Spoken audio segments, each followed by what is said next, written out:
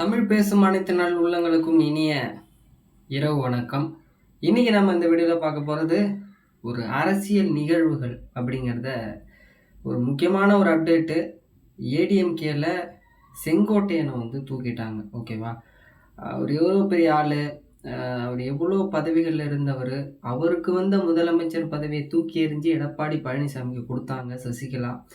ஆனால் இப்போடைய கட்சியுடைய பலம் ரொம்ப ரொம்ப பலவீனமாக போயிட்டு இருக்குது. அதை பற்றி வீடியோவில் ஃபுல்லாக பார்க்க போகிறோம். அதுக்கு முன்னாடி நம்ம ஒரு வீடியோ போட்டிருக்கோம்.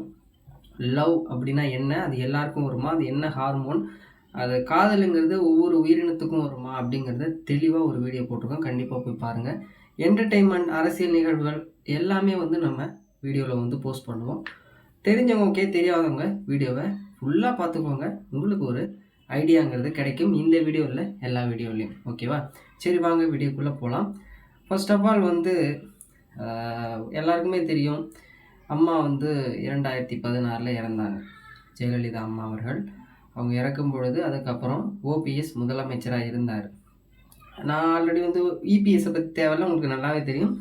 2017 மணியம் ஓபிஎஸ் வந்து முதலமைச்சராக இருந்தார். அப்புறம் சின்னம்மா அப்படின்னு சொன்னாங்க. அது இடைப்பட்ட ஒரு சில மாதங்கள் சின்னம்மா சசிகலா பொதுச் செயலாளராக அவங்கள நியமனம் செஞ்சாங்க. டிடிவி தினகரன் துணை பொதுச் செயலாளராக இருந்தார். அப்புறம் சொத்து குவிப்பு வழக்குன்னு சொல்லி சசிகலா உள்ளே போகிறதுக்கு முன்னாடி முதலமைச்சராக இருந்த ஓபிஎஸ்ஸை பதவி விலக சொல்லி சசிகலா அவங்க ஆதரவாளர்கள்லாம் சொன்னாங்க.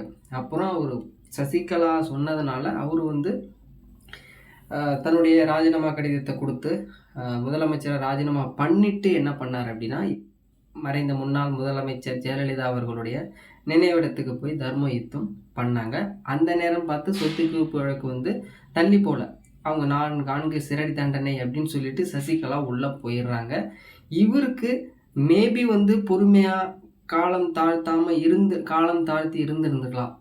ஓபிஎஸ் மேபி சொல்கிறேன், இது நடந்திருந்தால் இந்த நிலைமைக்கு வாய்ப்பே இல்லை. மேபி ஓ பன்னீர்செல்வம் நீங்களே இருந்துக்கோங்க, எனக்கு முதலமைச்சர் பதவி வேணான்னு சொல்லி இவர் இருந்திருந்தால், கட்சியை விட்டு போகாமல் துணை முதலமைச்சர் பதவி வேணான்னு முதலமைச்சர் பதவி நீங்களே வச்சுக்கணும்னு சொல்லியிருந்தால் இப்போது ஓ பன்னீர்செல்வம் தான் முதலமைச்சர். எடப்பாடி பழனிசாமின்னு ஒரு வார்த்தையே வந்திருக்காது. எல்லாம் ஜஸ்ட் ஒரு ஹிஸ்ட்ரி மாதிரி வரலாவாக போயிடுச்சு. ஓகேவா? அவங்க உள்ளே போக செங்கோட்டையன்ட்ட சொல்கிறாங்க, இந்த மாதிரி நீங்கள் முதலமைச்சராக இருங்க அப்படிங்கிற மாதிரி. செங்கோட்டையன் வேணான்னு சொல்லி எடப்பாடி பழனிசாமி சொல்லிட்டு இவங்க 4 வருஷம் உள்ளே போயிட்டாங்க. அப்புறம் உள்ளே போன அப்புறம் ஒரு சில மாதங்கள் பாஜக வந்து அவங்கள வந்து சேர்த்து வச்சாங்க, எடப்பாடி பழனிசாமியும் ஓ பன்னீர்செல்வம். அப்போது அந்த பொதுச் செயலாளருங்கிறத ஒரு பக்கம் ஓரம் கட்டி வச்சுருந்தாங்க. அந்த 4 வருஷம் இவங்கள்ட்ட ஒரு சில எம்எல்ஏ இருந்தாங்க. 8 எம்எல்ஏ வந்து ஓபிஎஸ்ல இருந்தாங்க. ஓபிஎஸ்ல இருந்த எம்எல்ஏ அப்புறம் வந்து பார்த்தீங்க அப்படின்னா இபிஎஸ்க்கு கொஞ்சம் ஆதரவாக இருந்ததுனால ஒருங்கிணைப்பாளர், இணை ஒருங்கிணைப்பாளர் கட்சியில் நான் ஈக்குவாலிட்டியாக இருக்கேன், நீங்கள் முதலமைச்சர் இதில் ஈக்குவாலிட்டியாக இருங்கன்னு சொல்லி சசிகலாவை சேர்க்கவே கூடாதுன்னு சொல்லி ஓ பன்னீர்செல்வம் நிறைய கெடு வச்சாங்க. அவங்களுடைய பேனர்கள்லாம் அகற்றுறாங்க.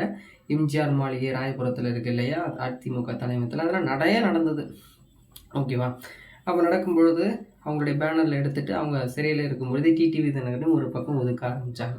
அப்புறம் டிடிவி தினகரன் அமமுகன்னு ஒன்று அப்புறம் கட்சி நிறுவனார். அதுக்கு முன்னாடி ஆரோக்கிய நகர் தேர்தல் வந்து அதில் வின் பண்ணார். ஓகே, இப்படி நடந்துட்டு இருக்கும் பொழுது ஓ பன்னீர்செல்வம் உள்ள வராரு. இணை ஒருங்கிணைப்பாளர்னு அவருக்கு ஒரு பதவி. அதுக்கப்புறம் வந்து பார்த்தீங்க அப்படின்னா துணை முதலமைச்சர் பதவியும் வருது. ஓகே, இதுதான் ஸ்டாண்டர்டாக 2017 21 வரைக்கும் அந்த 4 ஆண்டுகள் நல்லா போச்சு. 2021 அதுக்கு இடைப்பட்ட காலத்தில் அதுக்கப்புறம் தேர்தல் வந்தது, தோற்று போனாங்க. அப்புறம் உள்ளாட்சி தேர்தல், அப்புறம் வந்து நிறைய தேர்தல் நடந்தது, எம்பி எலெக்ஷன் நடந்தது, தோத்துட்டே இருந்தாங்க. இப்போ இரட்டை தலைமை வேணாம், ஒற்றை தலைமை வேணும்னு சொல்லிட்டு 2023 சம்திங் நடக்குது. ஓகே, அப்போ வந்து என்ன நடக்குது அப்படின்னா, இந்த மாதிரி வந்து ஒரு பொதுக்குழு நடக்குது. அந்த பொதுக்குழுவில் ஓ பன்னீர்செல்வம் எடப்பாடி பழனிசாமி ஒரு கருத்து வேறுபாடு இருந்தது, நான் இருக்கிறேன் அப்படின்னு சொல்லி நிறைய பேரை கூப்பிட்டு பேசினதா எடப்பாடி பழனிசாமி இப்போ இருக்கிற ப்ரெஸ் மீட்டில் சொல்லுவார். அப்போ சொல்லும்போது நான் எவ்வளோ சொல்லி பார்த்தோம், ஆனால் அவர் கேட்கவே இல்லை. பொருளாளர் நிறைய பதவிகள்லாம் கொடுக்குறதா சொன்னாங்க. பட் ஆனால் வந்து நான் வந்து அந்த பதவியை விட்டு கொடுக்க மாட்டேன் ஒருங்கிணைப்பாளர்னு சொல்லி அந்த பொதுக்குழுவில் வந்து எடப்பாடி பழனிசாமி வருவார். ஓ பன்னீர்செல்வம் வந்து பாட்டிலை தூக்கி எறிஞ்சு எல்லாருமே வந்து சிவி சண்முகம், நிறைய பேர் வந்து கேபி முனுசாமி, நிறைய பேர் வந்து அதனுடைய பொதுக்குழுவில் சொல்கிறாங்க ஒற்றை தலைமை வேணும் அப்படின்னு சொல்லி. ஒருங்கிணைப்பாளர்னு சொல்லி ஓப்பன்னீர்செல்வத்தை எதுவுமே பேசலை. இப்போ பேசும்பொழுது என்ன நடக்குது அப்படின்னா, அவர் வெளியேறாரு. அவர் நம்ம வைத்தியலிங்கம் இருக்கார், ஓகேவா, கொறடா. அவர் வந்து சட்டத்துக்கு புறம்பான இந்த பொதுக்குழுவை நிராகரிக்கும்னு சொல்லி போகும்போது மைக் ஆஃப் பண்ணிடுறாங்க. அப்படி வெளில போகும்போது பாட்டில்கள்லாம் வந்து அவங்க மேலே வந்து படுது, ஓப்பன்னீர்செல்வம் ஆதரவாள மாதிரி. அப்படி படும்பொழுது வெளியே வராரு. அதுக்கப்புறம் கட்சியிலேருந்து அவருடைய பதவி வந்து பறிக்கப்படுது. அதுக்கப்புறம் தனியாகவே இருக்கார். அப்புறம் என்டிஏ கூட்டணியில் இருந்து என்டிஏ கூட்டணிக்கு போயிட்டு அப்புறம் வந்து பலாப்பழம் சின்னத்தில் நின்று சுமார் நிறைய 3 லட்சம் சம்திங் ஏதோ ஒரு ஓட்டுகள் வந்து வாங்கியிருந்தார். அப்போது தோற்று போயிருந்தார், ஓகே, இந்த எம்பி எலெக்ஷனில். தட்ஸ் மேபி இதெல்லாம் இருக்கட்டும், ஓப்பன்னீர்செல்வம். அப்புறம் இதுக்கப்புறம் தான் செங்கோட்டையன் இடையில கொஞ்சம் அப்புறம் துணைத்தலைவர் பதவியெல்லாம் வந்து அவங்களேருந்து அந்த சட்டப்பேரவையில் இதுக்கு ஒருங்கிணைப்பாளர், இணை ஒருங்கிணைப்பாளர், கட்சியுடைய அந்த எதிர்கட்சி துணைத்தலைவர் எல்லா பதவியும் பிடுங்கினாங்க. ஆர்பி புதியகுமாருக்கு போச்சு. அப்படியே அவங்களுடைய சீட்டு வந்து இங்கே கொறவடான்னு சொல்லி நிறைய போராட்டம் நடந்து அப்புறம் பின்னாடி அவங்களுடைய சீட்லாம் கொடுத்து ஓப்பன்னீர்செல்வத்துக்கு கொடுத்து அதுக்கப்புறம் இப்போது ஆட்சி ஐ திங்க் வந்து இப்போது என்ன நடக்குது அப்படின்னா, ஓப்பன்னீர்செல்வத்தை ஒதுக்குன மாதிரி செங்கோட்டையன் இப்போ வராரு கட்சியை ஒருங்கிணைக்கணும். ஏன்னா நிறைய தேர்தல் வந்து பார்த்ததுனால ஒவ்வொரு தெற்கு வடக்கு ஒவ்வொரு இதுலேயும் ஒவ்வொருத்தவங்க ஒரு வாக்கு வாக்குகள் வச்சுருப்பாங்க. டிடிவி தினகரன், சசிகலா அவங்களுடைய கேஸ்ட் வைஸாக ஓப்பன்னீர்செல்வத்துக்கு நிறைய முறை 3 முறை முதலமைச்சராக இருந்தால் அவருக்கும் ஓட்டு வங்கிங்கிறது கண்டிப்பாக இருக்குது. அப்படிங்கிறதுனால எம்பி எலெக்ஷனில் அதிமுகவுடைய எஃகு கோட்டையான கோயம்புத்தூர், திருப்பூர் அந்த மாதிரி அந்த ஏரியாவில் வந்து தோற்று போகிறாங்க. அதனால் செங்கோட்டையன் மேபி இதுக்கப்புறம் எல்லோரும் சேர்ந்தால் தான் ஆட்சி பிடிக்க முடியும். நிறைய தேர்தலில் பார்க்கும்போது அவர் வந்து ஒரு ஸ்டேட்மெண்ட்டை கொடுக்குறாரு. ஸ்டேட்மெண்ட்டை கொடுத்து எல்லாரையும் ஒருங்கிணைக்கணும். அப்போ ஒருங்கிணைக்கணும்னு சொல்லிவிட்டு ஒரு 10 நாள் கெடு கொடுக்குறாரு. நேற்று 5/9/2025 அந்த ஸ்டேட்மெண்ட்டை கொடுத்து போகிறதுக்குள்ளே அங்கே திண்டுக்கல்ல அங்கே ஒரு அவசர ஆலோசனை நடக்குது, ஓகேவா. அங்கே அவர் போகும்பொழுது கூட இடையில ஒன்றிணைவோம்னு சொல்லி நிறைய பேர் அந்த போர்க்கொடி இதெல்லாம் தூக்குனாங்க. இன்றைக்கி வந்து காலை என்ன நடக்குது 6/9/2025 அப்படின்னா, அவர் வந்து இப்போ மாவட்ட செயலாளர் அதுக்கப்புறம் வந்து பார்த்திங்கன்னா முன்னாள் அமைச்சர் அப்புறம் எல்லாத்துலேயுமே தூக்குறாங்க. அதிமுக அமைப்பு செயலாளர் கே செங்கோட்டையன் அவர்களே வந்து நீக்குறோம் அப்படின்னு சொல்லிட்டு அவங்கலேருந்து ஒரு 6-7 ஆதரவாளர்களை நீக்குறோன்னு சொல்லியிருக்காங்க. அப்படி சொல்லும் பொழுது என்கிட்ட வந்து எதுவுமே வந்து ஒரு கருத்து கூட கேட்கலை. அந்த கருத்து கேட்டுட்டு வந்து பண்ணியிருக்கலாம், என்னை வந்து நீக்கியிருக்கலாம் அப்படின்னு சொன்னாங்க. எனக்கு தெரியும் இது நல்ல மகிழ்ச்சியே அப்படின்னு சொன்னாங்க. இதுக்கப்புறம் என்ன நடந்தது அப்படின்னா, அவர் வந்து சொல்லும் பொழுது இது ப்ரெஸ் மீட் இதோடு நிற்கிது. டிடிவி தினகரன் வந்து வேறு அண்ணாமலை இருக்கும்போது என்டிஏ கூட்டணி நல்லா இருந்தது, நயினா நாகேந்திரன் இருக்கும்போது சரியில்லை அப்படிங்கிற மாதிரி சொல்லி TTV Dhinakaran, Sasikala and OPS எல்லாமே வந்து இப்போ செங்கோட்டையனுக்கு ஆதரவாக இருக்காங்க. ஏன்னா ஈரோட்டில் கணிசமான வாக்குகள் வந்து வச்சுருப்பார் செங்கோட்டையன். நிறைய பேர் இதே போல் பண்ருட்டி ராமச்சந்திரன் நிறைய பேரை வந்து நீக்கினார் இபிஎஸ். ஐ திங்க் வந்து அவருடைய தாட்டு இவங்க உள்ளே வரக்கூடாதுன்னு, ஓகே.